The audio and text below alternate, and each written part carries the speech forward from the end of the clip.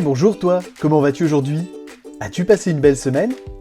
Alors, tu n'as pas été trop impatient de connaître la suite de l'épisode concernant Daniel et le rêve du roi Nebuchadnezzar? Tu te souviens que le roi avait vu dans son rêve une grande et terrifiante statue. Sa tête était d'or. Sa poitrine et ses bras étaient d'argent. Son ventre et ses cuisses étaient de bronze. Ses jambes étaient de fer. Et ses pieds étaient mêlés de fer et d'argile. Daniel avait expliqué au roi que Dieu lui avait donné une vision de l'avenir, de la succession de plusieurs royaumes, avant qu'un royaume puissant et éternel s'installe sur toute la terre. Dieu avait révélé la signification de ce rêve à Daniel pour que le roi, mais aussi ceux qui suivent Dieu, son peuple, puissent connaître les choses à venir jusqu'à la fin des temps. Daniel expliqua alors que la tête d'or représentait Babylone et son roi, Nebuchadnezzar. Sais-tu où se trouve Babylone? Elle se trouve à un endroit intéressant, entre deux fleuves bien connus, le Tigre et l'Euphrate. Et oui, pas très loin de l'emplacement où se trouvait le Jardin d'Éden, avant d'être retiré de la terre après le péché d'Adam et d'Ève. Babylone, dans la vieille langue d'Israël, l'araméen, se dit Babel. Est-ce que ça te rappelle quelque chose? Oui, la tour de Babel. Daniel expliqua ensuite que viendra un royaume, moindre que celui du roi, puisque d'argent, mais qui régnera à la place du royaume de Babylone. Il s'agit des Mèdes et des Perses. Ces deux peuples s'étaient alliés pour conquérir de nouveaux territoires. Ils venaient de la région actuelle de l'Iran et ont conquis le royaume de Babylone. Daniel expliqua ensuite qu'un autre royaume de bronze dominera à la place des précédents royaumes et s'étendra sur un très grand territoire. L'histoire nous montre que ce royaume est l'Empire grec, avec à sa tête le Macédonien Alexandre le Grand. Puis Daniel expliqua que viendra un autre royaume encore plus fort que le bronze, un royaume de fer qui détruit tout sur son passage. L'histoire nous révèle que ce royaume est l'Empire romain, qui a conquis avec une grande violence une grande partie de l'Europe, de l'Orient et du nord de l'Afrique.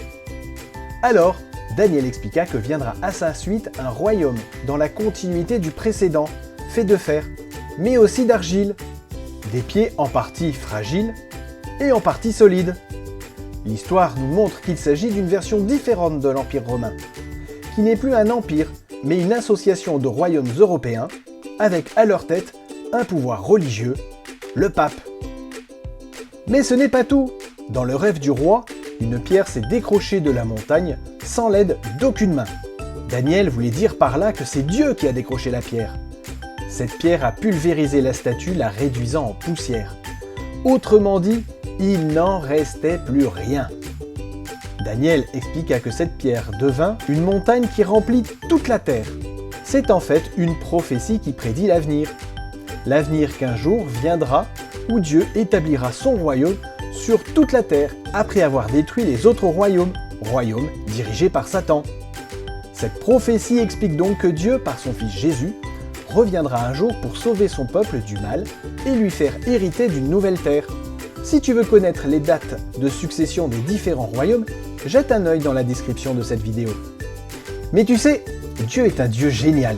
Depuis la création, il a donné des indices sur le déroulement des événements. Il a annoncé la venue de Jésus, pour que son peuple le sache à l'avance.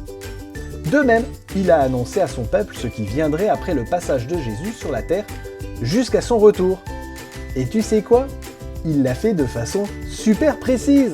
Et oui, quelques années après le rêve du roi, Daniel a reçu de Dieu des informations beaucoup plus précises sur la fin des temps. Et quand je te dis beaucoup plus précises, c'est vraiment le cas. Car Dieu a transmis à Daniel ce qui se passerait aujourd'hui, à notre époque. N'est-ce pas magnifique? Dieu nous aime tant qu'il ne veut pas nous laisser dans l'ignorance de ce qui est arrivé et de ce qui arrivera. Alors, veux-tu en savoir plus? Patience! Ce sera l'objet de nouveaux épisodes. N'oublie pas que tu peux retrouver toute cette prophétie au travers de la statue du roi de Nebuchadnezzar dans la Bible. Cherche le livre de Daniel et lis tout le chapitre 2. Allez, je te souhaite une belle semaine avec le Seigneur. Que Dieu te bénisse. À bientôt.